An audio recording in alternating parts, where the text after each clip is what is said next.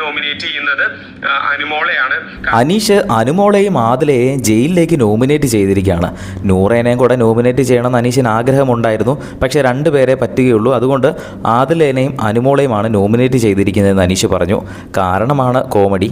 കഴിഞ്ഞ തവണ കിച്ചണിൽ പ്രശ്നമുണ്ടാക്കിയല്ലോ. അപ്പോൾ അതിനെ ചൊല്ലിയാണ് അനുമോളും ആദിലയും നൂറയും തമ്മിൽ സംസാരിക്കാതിരുന്നതൊക്കെ.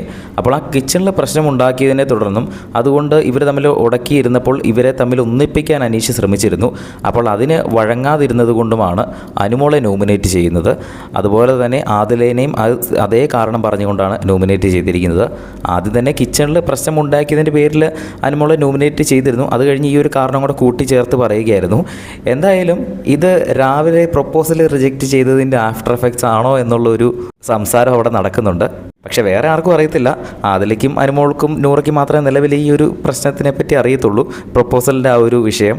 അനീഷ് ഇതൊരു ജെനുവിനായിട്ട് തന്നെ നോമിനേറ്റ് ചെയ്തതാണെങ്കിൽ പോലും ഈ സമയത്ത് ഇത് പറഞ്ഞു കഴിഞ്ഞാൽ പ്രൊപ്പോസൽ റിജക്റ്റ് ചെയ്തതിൻ്റെ പേരിൽ ഒരു പ്രതികാരം, ഒരു മധുര പ്രതികാരം എന്നതുപോലെ ചെയ്യുന്ന